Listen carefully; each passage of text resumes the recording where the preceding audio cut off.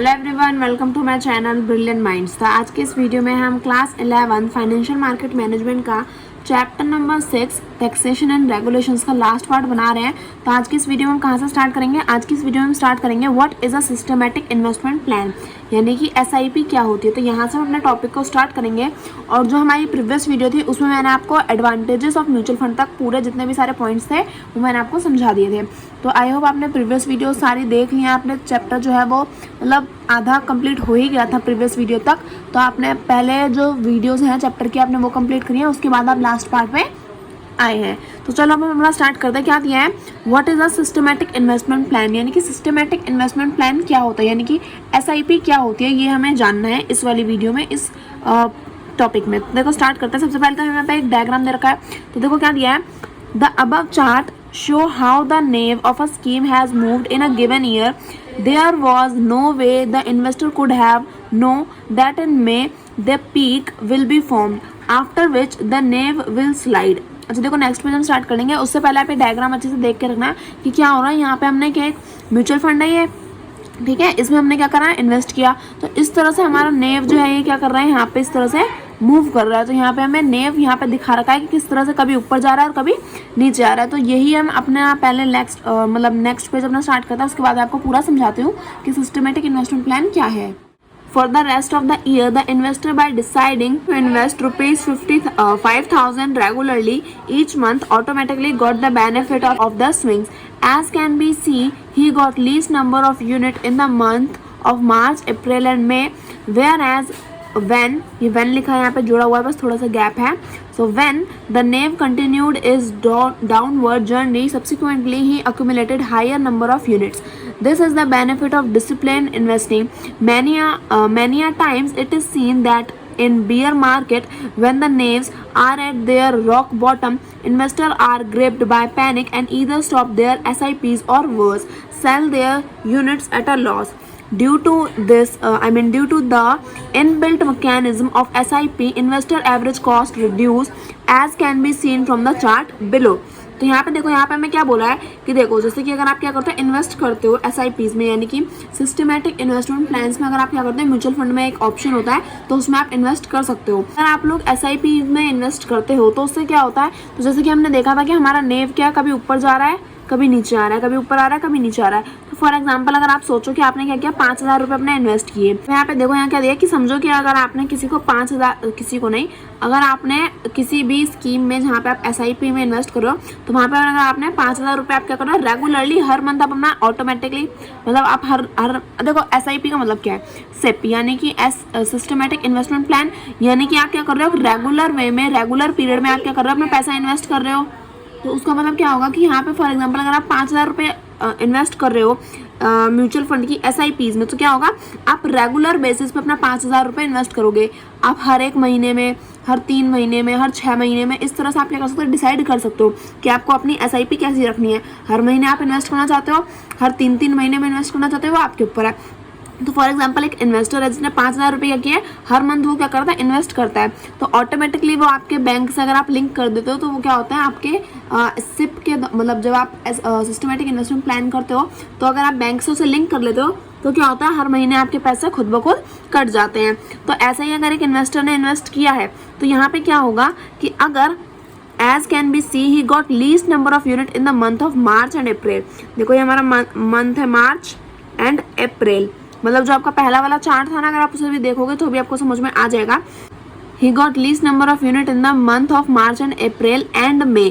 तो देखो कि जैसा कि हमारा जो पहला वाला चार्ट था तो उसमें क्या था, देखो हमारा जो मार्च का महीना है, जो अप्रैल का महीना है और जो मई का महीना है, उसमें हमारी जो नंबर ऑफ यूनिट्स है वो क्या है, लीस्ट है, यानी कि हमें सबसे कम नंबर ऑफ यूनिट्स क्या हुई है, अलॉट हुई है, क्योंकि उस टाइम पे जो हमारा नेव होगा शायद वो कम होगा। तो उसके दौरान क्या हुआ, हमें यहाँ पे इतना ज़्यादा प्रॉफिट देखने को नहीं मिला। When the NAV continued its downward journey, subsequently he accumulated higher number of units. तो यहाँ पे हमें क्या बोला है कि देखो अगर आप क्या करते हो, जैसे कि हमें जो एग्जांपल दिया था उसमें क्या शो था कि मार्च अप्रैल और मई में सबसे कम हमें नंबर ऑफ यूनिट्स क्या है अलॉट हुई हैं, क्योंकि उस टाइम के पे क्या होगा शायद हमारा लॉस चल रहा होगा, तो उसके दौरान क्या है हमें कम नंबर ऑफ यूनिट लिस्ट हुई। लेकिन अगर हम क्या करते हैं, अगर हम लॉन्ग टर्म के लिए अपना पैसा इन्वेस्ट करके रखते हैं, तो अगर जैसे हम देखें अपने एग्जाम्पल में हमें क्या दे रखा है कि फ्यूचर में मई के बाद से क्या होता है हमारी जो जर्नी है वो धीरे धीरे क्या होती है हमें हायर नंबर ऑफ यूनिट्स मिलने लग जाती हैं। कि अगर आप अपना एग्जांपल देखोगे तो वहाँ पे हमें बार शो कर रखे हैं, तो मार्च अप्रैल और मई में हमारे जो बार्स हैं उनकी यूनिट कम है, और फिर मई के बाद से जो हमारे महीने हैं जो मंथ हैं उनमें हमारा जो रिटर्न है वो क्या है हमें नंबर ऑफ यूनिट जो है वो हाई अलॉट हुई हैं। तो यहाँ पे हमें क्या समझाया गया, हमें ये समझाया है कि अगर आप डिसिप्लिन इन्वेस्टमेंट रखते हो, यानी कि अगर ऐसा नहीं कि कुछ टाइम के लिए लगाए फिर पैसा निकाल लिया, कुछ टाइम के लिए लगाया फिर पैसा निकाल दिया, नहीं, अगर आप लॉन्ग टर्म के लिए एक डिसिप्लिन इन्वेस्टमेंट रखते हो तो भले ही अगर कुछ टाइम के लिए आपका जो लॉस होता है, बट एक टाइम के बाद क्या होता है जब वापस मार्केट ग्रो करती है तो आपका जो आपने पहले इन्वेस्ट कर रखा था उसमें भी आपको क्या मिल रहा है हाई रिटर्न जनरेट आपका होता है। तो अब देखो जो हमारे नेक्स्ट टॉपिक हमें मतलब नीचे दे रखा है वो नेक्स्ट पैराग्राफ वो मैं आपको शो कर देती हूँ। एवरेजिंग वर्क बोथ वे, दस when the naive move sharply in either direction the impact of averaging is clearly witnessed as the change in average cost for the investor is only marginal. Here it can be seen that although the NAV has swings in range of rupees 80 to rupees 140, the average cost for the investor has remained in the narrow range of rupees 100 to 120. This is the impact of averaging. अब देखो यहाँ पे मैं क्या बोला है कि जैसे कि जो हमारा पिछला एग्जाम्पल था उसमें मैं क्या दे रखा था हमारी कॉस्ट ऊपर नीचे हो रही थी। तो यहाँ पे देखो अगर आप क्या करते हो उसे एवरेज करते हो, यानी कि अगर आपका रुपीज़ 80 से लेके आपकी रेंज अगर 80 से लेके 140 तक की है तो यहाँ पे आपको क्या हो रहा है लॉस हो रहा है, यहाँ पे आपको ज़्यादा प्रॉफिट हो रहा है। अब यहाँ पे आप ऐसा कर सकते हो या तो आप ज़्यादा प्रॉफिट में जा सकते हो या फिर ज़्यादा लॉस में जा सकते हो, बट एवरेजिंग जो प्रोसेस होता है उसमें क्या होता है कि एवरेज मतलब उन दोनों का बीच वाला हिस्सा, तो ना तो आप ज़्यादा प्रॉफिट में जाओगे ना ही ज़्यादा लॉस में। तो एवरेजिंग करने का यही फ़ायदा होता है कि अगर आप एवरेज करके अपना रिटर्न जनरेट कर रहे हो तो अगर आपको लॉस होता है तो भी आप ज़्यादा लॉस नहीं बियर करोगे, है ना, और अगर आपको प्रॉफिट भी होता है तब भी आपको ज़्यादा प्रॉफिट नहीं मिलेगा, बीच का हिस्सा जो होता है वो आपको मिलेगा। फॉर एग्जांपल यहाँ रुपीज़ 80 से यानी कि 80 से 140 तक का आपका क्या होता पूरी रेंज थी, या तो आपको 80 मिलता या फिर 140 के बीच का पैसा मिलता। एवरेज करने से क्या होगा यहाँ पे हमारा रुपीज़ 100 to 120 के बीच में आपका जो रिटर्न है वो मिल जाएगा। तो इसके दौरान क्या होता है एवरेजिंग प्रोसेस करने के वजह से हमारा जो रिस्क बैरियर है वो क्या होता है काफ़ी ज़्यादा कम हो जाता है, रिस्क फैक्टर हमारा कम हो जाता है। As can be seen SIP help in averaging cost of acquiring unit, however STP can prove to be even better than SIP. There are small section of investors like domestic staff, drivers and other employees earning low incomes and may not have PAN cards or other documentation required for investing in mutual fund. They are advised by the employers to invest in SIPs. SEBI, in order to facilitate their investment, has withdrawn the requirement of PAN for SIP where investment are not over 50,000 in a financial year. Such installments are called micro SIPs. तो यहाँ पे मैं क्या दे रखा है, यहाँ पे मैं बोला है कि देखो अगर आप क्या करते हो, पहला तो ये वाली लाइन समझो कि जो हमारी SIP हैं और STP हैं ये दो अलग अलग चीज़ें हैं। SIP हो गई हमारी सिस्टमेटिक इन्वेस्टमेंट प्लान और STP हो गया हमारा सिस्टमेटिक ट्रांसफ़र प्लान। तो जो SIP है वो अच्छी है, बट जो STP है वो SIP से भी ज़्यादा अच्छी है। और STP क्या होता है ये हमारा नेक्स्ट टॉपिक है, उसमें हम पढ़ लेंगे। और यहाँ पे मैं एक और चीज़ बताइए कि अगर आप क्या करते हो, अगर आप एक बहुत अमीर इन्वेस्टर नहीं हो या फिर आपके पास इतना ज़्यादा पैसा नहीं है कि आप ज़्यादा शेयर्स खरीद सको, तो यहाँ पे जो हमारे एम्प्लॉयज़ होते हैं जो थोड़े जिनकी जो इनकम है वो थोड़ी कम होती है, उन्हें क्या यहाँ पे उनके लिए क्या ज़्यादा बेनिफिट रहता है, उनके लिए ज़्यादा बेनिफिशियल रहता है हमारी SIPs, यानी कि वो क्या कर सकते हैं सिस्टमेटिक इन्वेस्टमेंट प्लान में इन्वेस्ट कर सकते हैं। वो महीने का महीना या फिर हर 3 महीने में क्या कर सकता है जो भी उनकी इनकम आती है उसे क्या कर सकता है इन्वेस्ट करके एक रिटर्न जनरेट कर सकते हैं। और यहाँ पे हमारी माइक्रो SIPs भी दे रखी हैं। माइक्रो SIPs का मतलब होता है कि अगर आप एक सिस्टमेटिक इन्वेस्टमेंट प्लान में इन्वेस्ट कर रहे हो और आपकी पूरे साल की इन्वेस्टमेंट 50,000 रुपये से कम की है, यानी कि अगर आप 2,000 रुपये लगाते हो या 1,000 रुपये लगाते हो और आपके पूरे साल की इंस्टॉलमेंट जो भी है वो अगर 50,000 से कम की है तो वो क्या कहलाएगी, वो कहलाएगी माइक्रो SIP। और अगर 50,000 से ज़्यादा की है तो वो सिर्फ और सिर्फ सिस्टमेटिक इन्वेस्टमेंट प्लान ही कहलाती है। अब यहाँ पे हमें दिया है what is systematic transfer plan STP, तो इसे हम पढ़ लेते हैं और उसके आगे फिर 2-3 टॉपिक के बाद हमारा जो चैप्टर है वो पूरा कंप्लीट हो जाएगा। तो हमारा नेक्स्ट टॉपिक है what is systematic transfer plan STP। तो यहाँ पे देखो STP क्या होता है। सो इन SIP investor money moves out of his saving account into the scheme of his choice. Let's say an investor had decided to invest rupees 5,000 every month such that rupees 1,000 get invested on the 5th, 10th, 15th, 20th and 25th of the month. This means that the rupees 5,000 will get invested in stages till 25th will remain in the saving account of the investor for 25 days and earn interest 4 to 6% depending on the bank. तो यहाँ देखो STP क्या होता है। SIP में क्या होता है, SIP में हमें अगर अपनी इन्वेस्टमेंट करनी है तो फॉर एग्जांपल अगर मैं अपने 5,000 रुपये या फिर 10,000 रुपये अपनी स्कीम में लगाने हैं तो क्या होगा, हमने अपने पैसे लिए और वो एक दिन में हम क्या कर देंगे, अपनी इन्वेस्टमेंट में जो भी मेरी स्कीम है उसमें लगा देंगे। फिर अगले महीने क्या होगा, अगले महीने जैसे ही वो तारीख वापस आएगी हमारे पैसे वापस कट के क्या चले जाएंगे, उस स्कीम में चले जाएंगे। बट STP में क्या होता है, सिस्टमेटिक ट्रांसफर प्लान में क्या होता है कि अगर हमें फॉर एग्जांपल 5,000 रुपये हर महीने इन्वेस्ट करने हैं तो क्या होगा, हम कोई भी 5 डेट यहाँ पे डिसाइड कर लेंगे, जैसे कि 5, 10, 15, 20 और 25। ये क्या है, 5 दिन हो गए है ना। तो 1, 2, 3, 4, 5 ये हमारे 5 दिन हो गए। तो 5 तारीख को, 10 तारीख को, 15 तारीख को, 20 तारीख को और 25 तारीख को अब डेट हम अपने हिसाब से डिसाइड कर सकते हैं। यहाँ पे एग्जांपल दिया तो मैं बता रही हूँ। तो समझो आपको 5,000 रुपये इन्वेस्ट करना है तो आप इन 5 दिनों में क्या कर सकते हो, अपने 1,000 रुपये इन्वेस्ट कर सकते हो। तो STP में क्या होता है, आप एक बार में अपना पैसा नहीं लगाते, आप अपने पैसे को डिवाइड कर करके क्या लगाते हो, स्टेजेस में इन्वेस्ट करते हो। तो अगर देखा जाए तो 25 तारीख तक रुपए जो हमारे इन्वेस्टमेंट के लिए पैसे हैं वो क्या रहेंगे, हमारे बैंक में रहेंगे। और अगर हमारे 25 दिनों तक बैंक में रहते हैं तो अगर हम अपना बैंक में पैसा रखते हैं तो हमें ब्याज मिलता है ना। तो अब वो ब्याज वो 4 से 6% के बीच में जो भी है वो बैंक के ऊपर डिपेंड करता है, हर बैंक में वेरी करता है हमारा इंटरेस्ट रेट। तो अब जैसे कि आप जो भी बैंक जिस भी बैंक अकाउंट में, मतलब जिस भी बैंक में आपका बैंक अकाउंट है तो वहाँ पे आपको कितना ब्याज मिलता है वो तो आपको पता होगी। तो जो भी आपका प्राइस है, जो भी आपने अपना पैसा बैंक में सेव करके रखा है उसके ऊपर आपको क्या मिल जाएगा, एक रेट ऑफ इंटरेस्ट भी आपको मिलता है। तो STP में क्या फ़ायदा है, एक तो आपका पैसा एक बार में नहीं चला गया, स्टेजेस में गया। दूसरा, आपने जब तक अपना पैसा अपने सेविंग अकाउंट में रखा आपको सेविंग अकाउंट से आपका रिटर्न भी मिला। और तीसरा यहाँ पे क्या फ़ायदा है कि यहाँ पे ये क्या है, SIP से ज़्यादा बेटर होता है। तो अब देखो ऐसा कैसे बेटर है। So if the investor move this amount of rupees 5,000 at the beginning of the month to a liquid fund and transfer rupees 1,000 on given dates to the scheme of his choice, then not only he will get the benefit of SIP but he will earn slightly higher interest as well in the liquid fund as compared to a bank FD. As the money is being invested in a liquid fund, the risk level associated is also minimal. Add to this the fact that liquid fund do not have exit loads. This is not STP. This is known as STP. तो यहाँ पे देखो, यहाँ पे मैं क्या बोला कि अगर आप अपना पैसा क्या कर रहे हो, एक बार में इन्वेस्ट नहीं कर रहे, SIP की तरह एक बार में इन्वेस्ट नहीं कर रहे, आप क्या कर रहे हो, स्टेजेस में डिवाइड कर करके इन्वेस्ट कर रहे हो। तो वो क्या कहलाएगा, वो हमारा STP होता है। और अगर एक और बात यहाँ पे क्या है कि हमारे जो STPs है ना वो एग्जिट लोड्स नहीं है।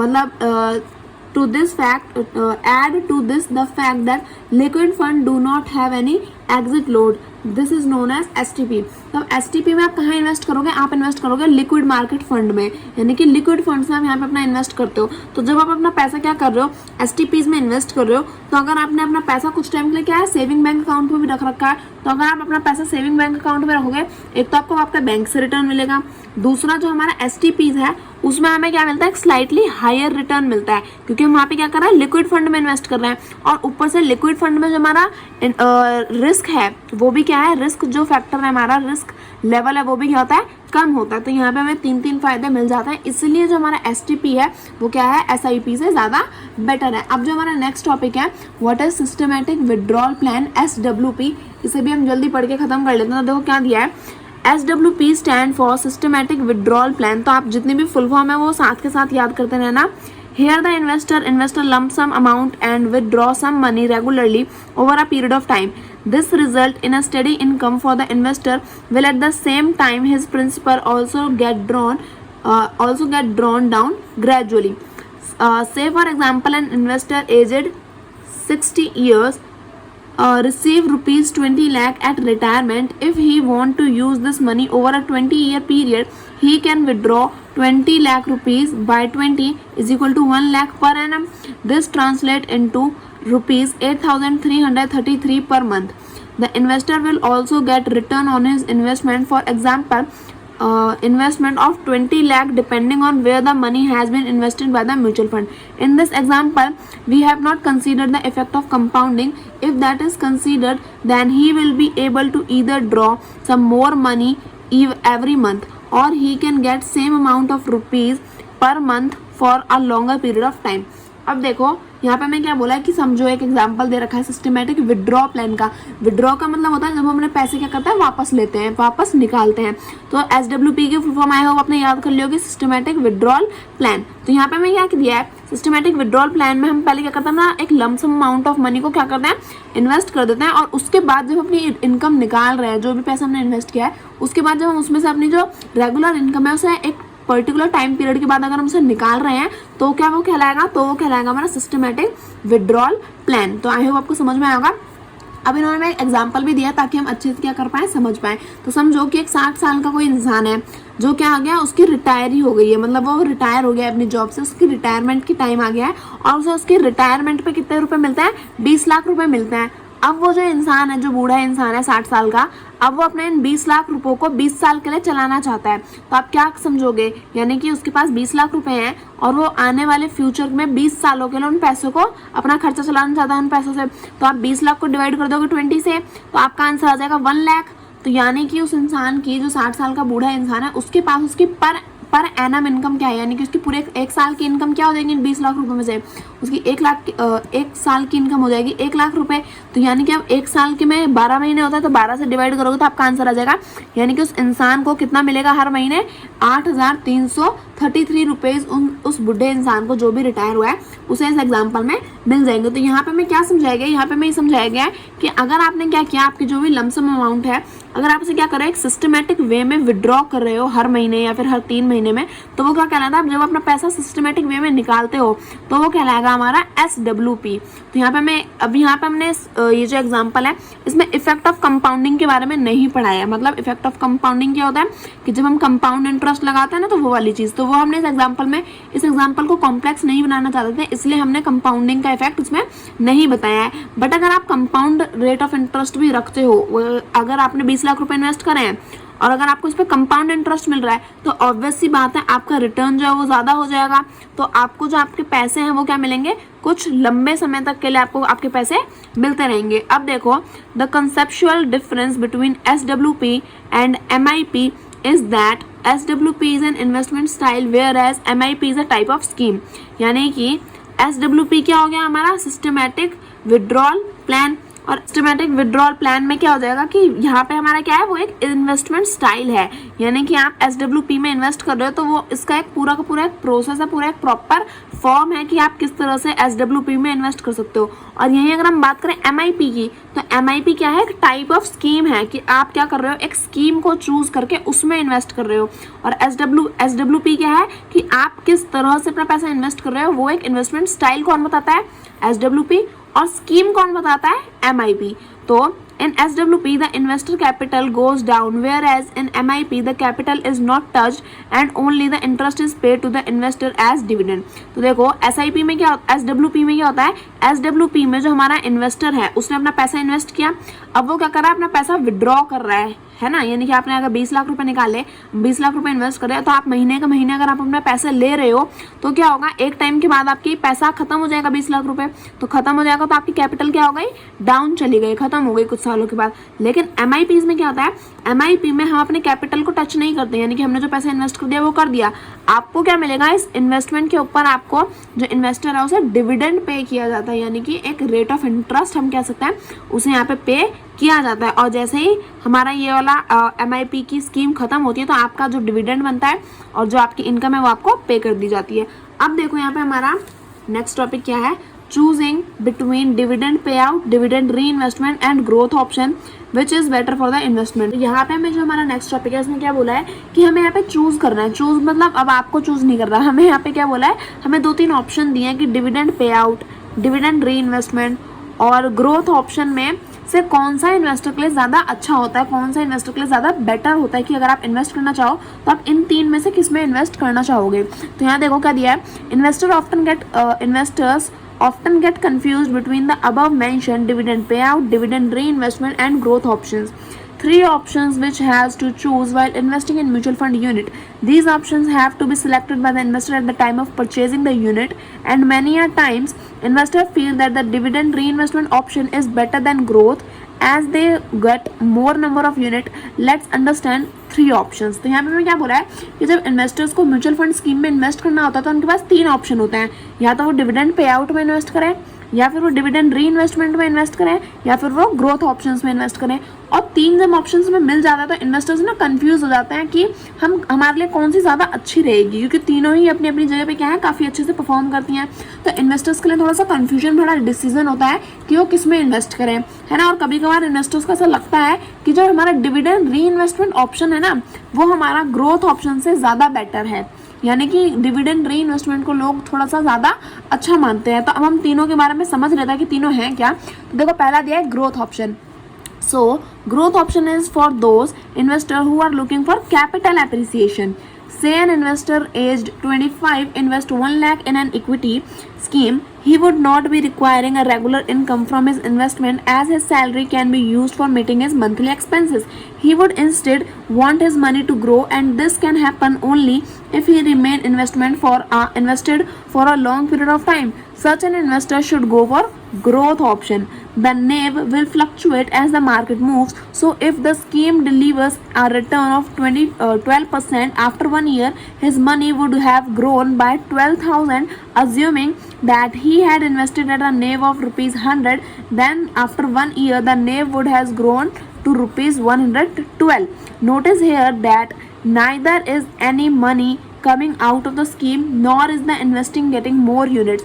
His unit will remain 1,000, 1 lakh by 100, which he bought when he invested rupees 1 lakh rupees 100 per unit. यहाँ पे मैं क्या बोला है, देखो पहले तो ग्रोथ ऑप्शन समझते हैं। वैसे तो हमने क्लास 10th में भी पढ़ रखा है, बट हम दोबारा समझ लेते हैं। ग्रोथ ऑप्शन में क्या होता है कि हम एक ऐसी इन्वेस्टमेंट के लिए लुक कर रहे हैं, यानी कि ऐसी इन्वेस्टमेंट के लिए सोच रहे हैं जिसमें हमारा क्या हो, कैपिटल एप्रिसिएशन हो, जिसमें सिर्फ हमारा पैसा क्या रहे, बढ़ता ही रहे। अब बढ़ता कैसे रहेगा, अगर हम लॉन्ग टर्म के लिए क्या करेंगे, लॉन्ग टर्म के लिए अगर हम इन्वेस्ट करेंगे तो हमारा पैसा क्या है, कैपिटल जो है वो एप्रिशिएट होता रहेगा, कैपिटल बढ़ता रहेगा। तो अगर समझो अब ये किसके लिए ज़्यादा बेनिफिशियल है, यानी कि जो हमारे यंग एज इन्वेस्टर्स है ना, यानी कि जो अभी अपनी सैलरी से अपने जॉब से खुद कमा लेते हैं तो उनके महीने के खर्चे तो निकल रहे हैं, लेकिन उन्हें फ्यूचर के लिए पैसे की जरूरत पड़ेगी। तो ये यंग एज इन्वेस्टर्स हैं, उनके लिए ग्रोथ ऑप्शन सबसे ज़्यादा बेनिफिशियल रहता है, बेनिफिट रहता है उनके लिए।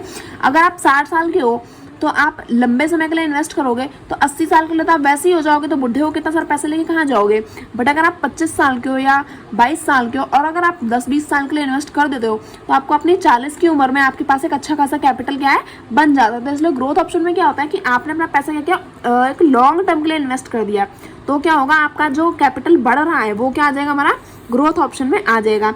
अब जैसे कि फॉर एग्जाम्पल अगर आपने अपना पैसा इन्वेस्ट किया और आपने अपना 1 लाख रुपये इन्वेस्ट किया और उसका जो हमारा रेट ऑफ इंटरेस्ट है वो है 12%, तो अगर आप 1 साल के लिए इन्वेस्ट करते हो तो आपको जो मिलेगा ना रेट ऑफ इंटरेस्ट, वो आपका जो पैसा बढ़ जाएगा वो मिल जाएगा आपका 12,000 रुपये, आपका रिटर्न आपका जनरेट हो जाएगा, यानी कि 1 लाख रुपए पे 12,000 रुपये आपको रिटर्न जनरेट होकर मिलेगा। तो आई होप आप समझ पा रहे होंगे कि किस तरह से हमारा जो कैपिटल है वो अप्रिशिएट होता है। और अगर हम यहाँ पे नेव की बात करें, अगर आपका नेव नेट एसेट वैल्यू अगर आपकी 100 रुपये की है और अगर आप एक साल के लिए इन्वेस्ट करके रखते हो तो आपका नेव क्या हो जाएगा, 12% के इंटरेस्ट से ग्रो 112 का हो जाएगा। तो इस तरह से यहाँ पे क्या है, ग्रोथ ऑप्शन काम करता है। और यहाँ पे हमें ये भी बात याद रखनी है कि इस एग्जाम्पल में ना तो हमने 1 लाख रुपए में से अपने पैसे निकाले हैं और ना ही अपने 1 लाख रुपए में पैसे ज़्यादा डाले हैं, तो ये हमें फिक्स्ड 1 लाख रुपए का प्राइस यहाँ पे बताया गया। तो यहाँ पे हमने ये ग्रोथ ऑप्शन पढ़ लिया। अब देखो dividend pay out. So dividend pay out से ही नाम से ही समझ में आ रहा है, in case an investor choose a dividend payout option, then after 1 year he would receive rupees 12 as dividend. This result is a cash outflow from the scheme. Thus the impact of this would be that the NAV would fall by rupees 12 to rupees 100 after a year. In the growth option, the NAV value become 112. Here he will not get any more number of unit. They remain at 1000 but will receive rupees 12,000। यहाँ पे क्या दिया है, dividend pay out, यानी कि आप क्या कर रहे हो, आपने एक इन्वेस्टमेंट करी, अब इन्वेस्टमेंट करने के बाद जो भी आपका डिविडेंड बन रहा है, जो भी आपका रिटर्न जनरेट हो रहा है, वो आप अपने साथ में अपने अकाउंट में नहीं रख रहे हो, वो आप अपना ले रहे हो। यानी कि फॉर एग्जाम्पल अगर आपने पैसा इन्वेस्ट किया, अब आपने जब अपना 1 लाख रुपए इन्वेस्ट किए, तो अगर आपको आपका क्या मिल रहा है, 12% का इंटरेस्ट मिल रहा है, तो आपका 12,000 रुपये क्या हो गया, डिविडेंड हो गया। तो 12,000 रुपये आपने अपने अकाउंट में नहीं रख रखे, वो आपने महीने के महीने आप लेते जा रहे हो, तो मतलब आपका डिविडेंड जो है वो आपको पे आउट होता जा रहा है। तो ये होता है हमारा डिविडेंड पे आउट ऑप्शन। अब जो हमारा नेक्स्ट पेज है उसे हम स्टार्ट कर लेते हैं। तो यहाँ हमें बस यही समझा रखा है कि dividend pay out will not give him the benefit of compounding of rupees 12,000 would be taken out of the scheme and will not continue to grow like money which is still invested in the income. तो dividend pay out में क्या होता है कि आपका जैसे 1 लाख रुपए आपने इन्वेस्ट किया, 12% के इंटरेस्ट से आपको 12,000 रुपये और उसमें जनरेट हो गए। अब आपने 12,000 रुपये ले लिए, तो मतलब आपको अगली बार क्या होगा, आपको 1 लाख रुपये पे ही रिटर्न मिलेगा। लेकिन अगर आप कैपिटल एप्रिसिएशन में इन्वेस्ट करते हो तो क्या होगा, कंपाउंडिंग होगी, यानी कि पहले साल में 1 लाख रुपये, दूसरे साल में रिटर्न जनरेट हो जाएगा 1,12,000 रुपये के ऊपर आपको इंटरेस्ट मिलेगा, तीसरे साल में 1,24,000 के ऊपर इंटरेस्ट मिलेगा। तो इस तरह से कैपिटल क्या होता है, एप्रिशिएट होता रहता है। लेकिन डिविडेंड पे आउट में जो भी आपका डिविडेंड मिलता है वो आप क्या करते हो, आप अपना डिविडेंड वापस ले लेते हो। अब देखो डिविडेंड री इन्वेस्टमेंट ऑप्शन क्या होता है, ये हम पढ़ लेते हैं। So, in case of dividend reinvestment option, the investor choose to reinvest the dividend in scheme. So, the rupees 12 which he receive as dividend get invested into a scheme again rupees 100. This is because after payment of dividend, the NAV would fall to rupees 100. Thus, the investor get 12,000 by 100, 120 additional unit. Notice here that although the investor has got 120 unit more, the NAV has become down to rupees 100. Hence, the return in case of all three options would be same. The growth option, the investor will have 100 unit, 112, which is equal to 1,12,000. While for dividend reinvestment options, the investor will have 1,120 units, rupees 100, which again amount 1,12,000. Thus, it can be seen that there is no difference in either growth or dividend reinvestment plan. It must be noted that for equity scheme there is no dividend distribution tax. However, for debt scheme, investor not get rupees 12 as dividend but less due to dividend distribution tax. In case of dividend reinvestment options, he will get slightly lesser number of unit and not exactly 120 to the extent of dividend distribution tax. इतना लंबा चौड़ा पढ़ दिया, आप कहेंगे madam समझा तो दो, बस बकती चली गई। देखो इतना जो मैंने सब कुछ बका है ना, उसका मैं थोड़ा आप समझाती हूँ आपको।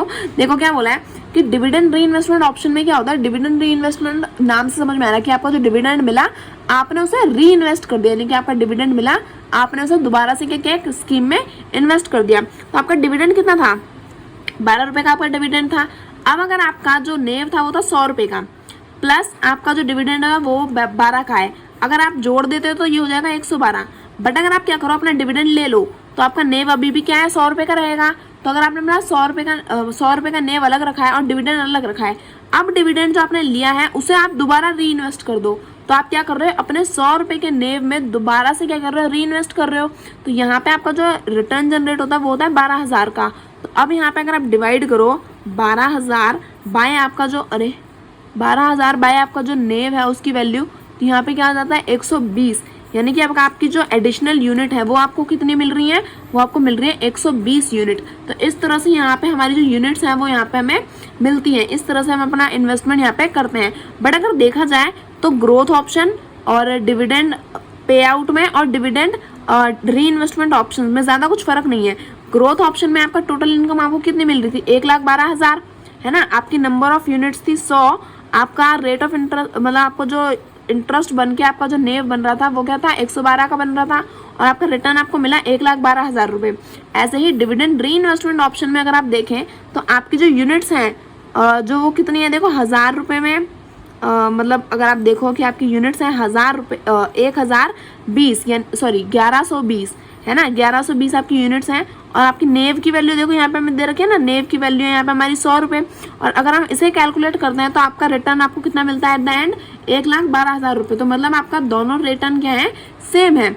और अगर हम यहाँ पे बात करें, thus it can be see there is no difference in either growth और डिविडेंड री इन्वेस्टमेंट प्लान, यानी कि आपका ग्रोथ ऑप्शन में और डिविडेंड री इन्वेस्टमेंट प्लान में कोई भी डिफरेंस नहीं होता है। और यहाँ पे एक और चीज़ हमें देखनी है कि अगर हम बात करें यहाँ पे अपने किसकी, एक मिनट बस, हाँ, इक्विटी स्कीम्स की अगर हम बात करते हैं तो वहाँ पे कोई भी हमारे डिविडेंड डिस्ट्रीब्यूशन टैक्स नहीं पे करना पड़ता है इन्वेस्टर्स को।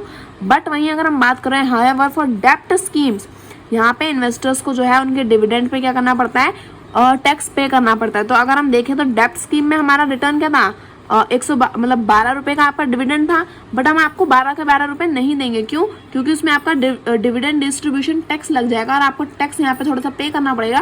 तो आप 12 रुपये में से जब कुछ टैक्स पे कर देंगे तो आपको जो है 12 रुपये नहीं मिलेंगे, थोड़े से कम पैसे आपको यहाँ पे मिलता है। तो डिविडेंड री इन्वेस्टमेंट ऑप्शन में आपको क्या मिलता है, थोड़ी सी जो नंबर ऑफ यूनिट्स है वो एग्जैक्टली बराबर नहीं मिलती, थोड़ी सी कम मिलती है because of dividend distribution tax के चलते। ठीक है, अभी हमारा कंप्लीट हो गया। अब जो हमारा कॉन्सेप्ट क्लैरिफायर है, पावर ऑफ कंपाउंडिंग, वैसे तो ये हम सबको पता ही होगा बट फिर भी हम इसे पढ़ लेते हैं, इसके बाद हमारा पूरा चैप्टर जो है वो कंप्लीट हो जाएगा। तो देखो क्या दिया है, compound interest refers to interest earn on interest. The formula for compound interest is A is equal to P multiply 1 plus RT। यानी कि कंपाउंड इंटरेस्ट क्या है, कंपाउंड इंटरेस्ट हमारा वो इंटरेस्ट है जो हमें इंटरेस्ट के ऊपर मिलता है। अरे भाई क्या बोल दिया मैडम, देखो फॉर एग्जाम्पल अगर आपने 100 रुपये इन्वेस्ट करे, उसके ऊपर आपको 1% का इंटरेस्ट मिल रहा है, तो यानी कि आपको एक साल में कितने रुपए मिल जाएंगे, 101 रुपये हो जाएंगे आपके। अब आपको पहले ईयर में आपके 100 रुपये थे, है ना, अब उसमें आपको रिटर्न मिला 101 का। दूसरे ईयर में आपको रिटर्न 100 रुपये पे नहीं मिलेगा, दूसरे ईयर में आपको रिटर्न मिलेगा 101 रुपये पे, समझे। तो इस तरह से यहाँ पे हमारा कंपाउंडिंग जो है काम करता है। तो कंपाउंडिंग का फॉर्मूला है A is equal to P।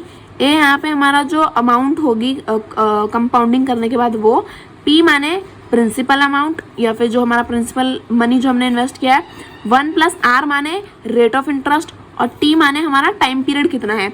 तो यहाँ पे देखो, यहाँ पे मैं सारी वर्ड्स के यहाँ पे मतलब भी दे रखे हैं। As can be seen, the three variables that affect the final amount are principal rate of interest and time for which money is invested. It is the time which act as the biggest determinant as it pulls up the value in exponential manner. Hence, it is important to invest for the long term to get the benefit of compounding. यहाँ पे मैं क्या बोला है कि अगर आप यहाँ पे आपने फॉर एग्जाम्पल आपकी जो भी अमाउंट है, आपकी प्रिंसिपल अमाउंट है 100 रुपये, 1 प्लस आपका रेट ऑफ इंटरेस्ट है 10% का, यानी कि 0.1 का, और टाइम पीरियड है आपका 2 साल का, फॉर एग्जांपल ऐसे समझ लो। तो अमाउंट इज इक्वल टू 100, यहाँ पे हो जाएगी 1.1 का स्क्वायर, तो अमाउंट इज इक्वल टू 100, यहाँ हो जाएगा हमारा 1.21। ठीक है, अब इसे कर दो मल्टीप्लाई, तो यानी कि आपके पैसे मिल जाएंगे 121 रुपये। तो इस तरह से यहाँ पे हमें देखो 2 साल के अंदर हमने 100 रुपये पे कितने रुपए कमा लिए, 21 रुपये कमा लिए। तो यहाँ पे हमें यही दिया है कि जितना लंबा टाइम पीरियड होगा ना, उतना ज़्यादा आप क्या करोगे, कंपाउंडिंग से आप ज़्यादा रिटर्न जनरेट कर पाओगे। तो यहाँ पे हमारा सबसे ज़्यादा इंपॉर्टेंट फैक्टर कंपाउंडिंग में क्या होता है, हमारा टाइम पीरियड। तो इसलिए आपको क्या करना चाहिए, लॉन्ग टर्म के लिए इन्वेस्ट करना चाहिए। तो बस आज की इस वीडियो में इतना ही, और इस वीडियो के साथ ही हमारा जो पूरा जो 11th है उसका लास्ट चैप्टर भी हमने क्या कर लिया, कंप्लीट कर लिया है। तो 11th का सिलेबस आपका कंप्लीट हो चुका है। तो आई होप आपको वीडियो अच्छी लगी होगी, जो भी टॉपिक मैंने आपको समझाया वो सारे आपके समझ में आए होंगे। फिर भी अगर आपको कोई डाउट है तो आप मेरे से कमेंट सेक्शन में पूछ सकते हैं, मैं आपके सारे डाउट क्लियर कर दूंगी। और बस वीडियो को प्लीज़ अपने दोस्तों के साथ शेयर करिएगा। वीडियो अच्छी लगी तो प्लीज़ वीडियो को लाइक करें and subscribe my channel for more videos. Thank you for watching.